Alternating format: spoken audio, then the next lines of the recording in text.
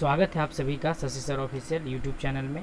आज हम लोग देखते हैं काव्यखंड अध्याय 3 के कवि देव के प्रथम जो कविता है सवैया, उसका भावार्थ देख लेते हैं। इससे पहले आपको प्रथम और द्वितीय अध्याय का वीडियो अपलोड हो चुका है। जिन बच्चों ने नहीं देखा प्लीज़ जाकर ज़रूर देख लें। चलिए स्टार्ट करते हैं सवैया का भावार्थ। चलिए देखते हैं पहली पंक्ति क्या है। पाइनी नुपुर मंजू बजे। कवि कहते हैं कि श्री कृष्ण के पैरों में जो पायल है वह क्या हो रहा है, उसका घुंघरू बहुत मधुर ध्वनि में बज रहा है। कटी किंकणी कै ध्वनि मधिराई, और उनके जो कमर में कमरधनी बंधी है, उनके कमर में जो कमरधनी जिसको कहते हैं या करघनी कहते हैं, करधनी या कमरधनी बंधी है, वह भी मधुर आवाज़ में क्या हो रहा है, बज रहा है, मधुराई। सांवरे अंग लसय पटपीत। सांवरे अंग, कवि कहते हैं कि श्री कृष्ण के सांवरे अंग पर, श्री कृष्ण के सांवरे शरीर पर जो पट है, पट का मतलब होता है वस्त्र, पीत, पीत का मतलब पीला, यानी श्री कृष्ण के सांवले शरीर पर जो पीला वस्त्र है वह बहुत सुंदर लग रहा है, बहुत आकर्षक लग रहा है। ये हुलसय बनमाल सुहाई, और साथ ही साथ उनके हृदय पर वन पुष्पों की माला सुशोभित हो रही है। बनमाल सुहाई, उनके हृदय पर वन पुष्पों की माला क्या हो रही है, सुशोभित हो रही है। माथे किरीट, माथा माने माथा, सिर, किरीट का मतलब होता है आपको मोर। माथे किरीट बड़े दृग चंचल, उनके माथे पर जो मोर का मुकुट है और उनके बड़े बड़े दृग, दृग का मतलब आँख, चंचल, उनके माथे पर मोर का मुकुट है, उनके बड़े बड़े आँख बड़े ही चंचल हैं। मंद हंसी मुख चंद्र जुन्हाई, मंद हंसी मुख चंद्र जुन्हाई, उनके मुख रूपी चांद पर हंसी की चांदनी अति मनोहारी लग रही है। उनके मुख रूपी चांद पर क्या लग रही है, उनके मुख रूपी चांद पर हंसी की जो चांदनी है वो बड़ी मनोहारी लग रही है। जब वो हंस रहे हैं तो ऐसा लग रहा है चांद क्या हो रहा है, मुस्कुरा रहा है। जय जग मंदिर दीपक, जिस प्रकार जग यानी संसार के मंदिर में दीपक क्या होता है, सुशोभित होता है। जिस प्रकार मंदिर में दीपक सुशोभित होता है, उसी प्रकार संसार रूपी मंदिर में, जग मंदिर, जग मतलब संसार, ठीक उसी प्रकार संसार रूपी मंदिर में, सुंदर संसार रूपी मंदिर में श्री कृष्ण क्या लग रहे हैं, बड़े सुंदर लग रहे हैं। कैसे भाई, श्री ब्रज दूल्ह देव सहाय, ठीक उसी प्रकार संसार रूपी मंदिर में श्री कृष्ण जो है ब्रज के दूल्हे के समान सुशोभित हो रहे हैं। संसार रूपी मंदिर में श्री कृष्ण किसके समान सुशोभित हो रहे हैं, ब्रज दूल्ह, ब्रज के दूल्हे के समान सुशोभित हो रहे हैं। तो इस प्रकार हम लोग देख लिए पहला जो सवैया था उसका भावार्थ। चलिए दूसरा इन्हीं का है कवित्त। सेम चैप्टर में दूसरा क्या है, कवित्त। कवित्त में ये क्या कहते हैं कवि, इसमें बसंत ऋतु, जो बसंत ऋतु है उसकी सुंदरता का वर्णन किया गया है। बसंत ऋतु का वर्णन है इसमें कि बसंत ऋतु में कैसा वातावरण रहता है, बसंत ऋतु में क्या स्थिति रहती है प्रकृति की, उसी का वर्णन इसमें है। चलिए देख लेते हैं क्या क्या कवि कहते हैं। डार द्रुम पलना बिछौना, कवि कहते हैं कि जो डार द्रुम है यानी जो डालियां हैं, जो लताएं हैं, जो पत्ते हैं, वो पलना के समान हैं। पलना मतलब झूला, बिछौना नव पल्लव के, और नए नए जो पल्लव है, नए नए जो पेड़ों पर पत्ते हैं वो किसके समान हैं, बिछौना के समान है। सुमन झिंगोला सोहे तन छवि भारी, सुमन का मतलब होता है फूल, फूल का जो झिंगोला है, झिंगोला अर्थात वस्त्र, फूलों का जो झिंगोला है, फूलों का जो वस्त्र है तन पर बहुत ज़्यादा सुशोभित हो रहा है। पवन झुलावे, पवन क्या कर रहा है, झूला झुला रहा है। केकी कीर, केकी कीर, केकी का मतलब होता है आपको, केकी का अर्थ होगा मोर, ठीक है। कीर का अर्थ होगा तोता, तो केकी कीर बतरावे देव, कोकिल हलावे हुलसावे करतारी दे, यानी कोयल, तोता, मोर तीनों मधुर स्वर में, मधुर ध्वनि में जो है गाकर क्या कर रहे हैं, वातावरण को और ज़्यादा मनोरम बना रहे हैं। कौन कौन? तोता, मोर और कोयल। केकी का मतलब होगा आपको मोर, कीर का मतलब तोता और कोकिल का मतलब कोयल। अगली पंक्ति क्या है?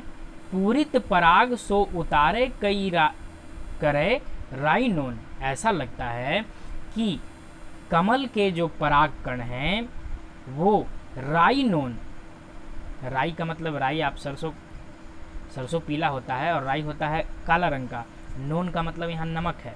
ऐसा लगता है जैसे कमल क्या कर रहा है, कमल के पराग कण, कंज कली नायिका, कमल के पराग कणों की नायिका लतान सिर सारी दे, कमल के पराग कणों की नायिका राई नोन लेकर, राई और नमक लेकर लतान सिर सारी दे। लतान सिर सारी देने का अर्थ होता है नज़र उतारना। ऐसा लगता है जैसे कमल के पराग कणों की नायिका जो है राई और नमक लेकर नज़र उतार रही है, ठीक है। किसका? बसंत का। चलिए आगे, नेक्स्ट क्या है? मदन महीप जू बालक। मदन महीप का मतलब होता है आपको मदप महीप का जो अर्थ होता है वो होता है कामदेव। मदप महीप का अर्थ होता है कामदेव। कामदेव को बालक, यहाँ बसंत को जो है क्या कहा गया है? कामदेव का बालक कहा गया है, कामदेव का बेटा कहा गया है, ठीक है। मदप महीप जू बालक बसंत ताही, यानी कामदेव के बच्चे, कामदेव के बेटे बसंत का प्रातः ही जगावत गुलाब चटकारी दे, यानी कामदेव के बेटे बसंत को सुबह सुबह गुलाब क्या कर रहा है? ताली बजाकर या फिर चुटकी बजाकर या फिर चटक कर क्या कर रहा है? जगा रहा है। कामदेव के बालक बसंत को। अगर ऑब्जेक्टिव में पूछे कि कामदेव का बालक या कामदेव का बच्चा किसे कहा गया है? बसंत को, ठीक है। और बसंत कैसे कौन जगा रहा है उनको? गुलाब चुटकी बजाकर जगा रहा है। चलिए अगली पंक्तियों को देखते हैं ज़रा। अगली कविता है, फिर से थोड़ा ये धुंधला हो गया है, चलिए कोई बात नहीं, दिखाई देगा आसानी से। फटिक सिलानी सौ सुधारियो सुधा मंदिर। कवि कहते हैं चांदनी रात के सौंदर्य का वर्णन करते हुए, चांदनी रात में चांद कैसा दिखाई देता है या फिर आसमान कैसा दिखाई देता है उसी का वर्णन करते हुए कहते हैं कि चांदनी रात में इतनी स्वच्छ आभा फैली है, इतनी सुधामयी चांदनी फैली है जिसको देखकर ऐसा लगता है जो फटिक कहा जाता है संगमरमर को। ऐसा लगता है कि संगमरमर के मंदिर का जो शिला होता है उसके समान यह आसमान क्या हो रहा है? चमक रहा है, संगमरमर के समान। देखिएगा आप लोग, जब चांदनी रात होगी तो आकाश एकदम उजला उजला दिखाई देता है, लगता है जैसे क्या है? संगमरमर है। उदधी दधी कोसो अधिकाई उमगे। उदधी का मतलब होता है समुद्र और दधी का मतलब होता है दही। कवि कह रहे हैं कि ऐसा लग रहा है जैसे दही का समुद्र अत्यधिक तीव्रता के साथ, दही का समुद्र अत्यधिक तीव्रता के साथ उमड़ रहा है और उसका वेग किसी तरह से कम होने का नाम नहीं ले रहा है। बाहर ते भीतर लो भीति न दिखाई देव। कवि कहते हैं कि बाहर से भीतर तक सब कुछ इतना स्पष्ट दिखाई दे रहा है कि कहीं भी भीति का अर्थ होता है दीवार। बाहर से भीतर तक सब कुछ इतना स्पष्ट दिखाई दे रहा है कि कहीं भी कोई दीवार, कहीं भी कोई रुकावट दिखाई नहीं पड़ रही है। अगली पंक्ति है दूध को सौ फेन फैलियो आंगन फरस बंद। कवि कहते हैं ऐसा लगता है जैसे आंगन में, ऐसा लगता है जैसे फर्श पर दूध की स्वच्छ और साफ फेन क्या हुई है? फैल गई है। दूध भी एकदम देखिएगा सफ़ेद होता है चांदनी रात की तरह। तारा सी तरुणी, तरुणी का अर्थ होता है जो युवती होती है, उसी को क्या कहा जाता है? तरुणी। तो कहा जाता है, यहाँ क्या कह रहे हैं, यहाँ कवि कह रहे हैं कि तारा सी तरुणी तामे थाड़ी झिलमिली होती, तारों से भरी हुई रात इस प्रकार से झिलमिल दिखाई दे रही है, लगता है जैसे कोई तरुणी, जैसे कोई युवती तारों से जड़ित वस्त्र पहनकर क्या कर रही है? झिलमिला रही है या इठला रही है। नेक्स्ट क्या है? मोतिन की ज्योति मिलियो मल्लिका को मरकंद। कवि कहते हैं तारे मोतियों की आभा से मिश्रित मल्लिका के सफ़ेद फूलों के समान क्या हो रहे हैं? प्रतीत हो रहे हैं। मल्लिका के सफ़ेद फूलों के समान प्रतीत हो रहे हैं। आगे कवि क्या कह रहे हैं? आरसी से अंबर में आभा सी उजारी लगे। ये अंबर जो है आरसी अर्थात दर्पण के समान एकदम स्वच्छ है, दर्पण के समान एकदम साफ दिखाई दे रहा है। प्यारी राधिका को प्रतिबिंब सो लागत चंद्र। ये चंद्र जो है उसको देखकर ऐसा लग रहा है, इस चांद को देखकर ऐसा लग रहा है जैसे यह प्यारी राधिका का क्या है? प्रतिबिंब है। यानी कवि कह रहे हैं कि चांद किसके समान सुंदर लग रहा है? राधिका के समान सुंदर लग रहा है। ठीक है, तो इस तरह से हमारा ये भावार्थ ख़त्म हुआ।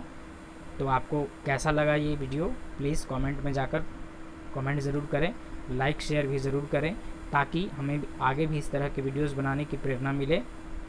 और लगातार बने रहिए हमारे चैनल पर इस तरह के वीडियोस के लिए।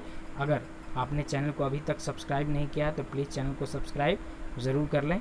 मिलते हैं नेक्स्ट वीडियो में, मिलते हैं नेक्स्ट चैप्टर में। तब तक के लिए सबको मेरी तरफ से जय हिंद,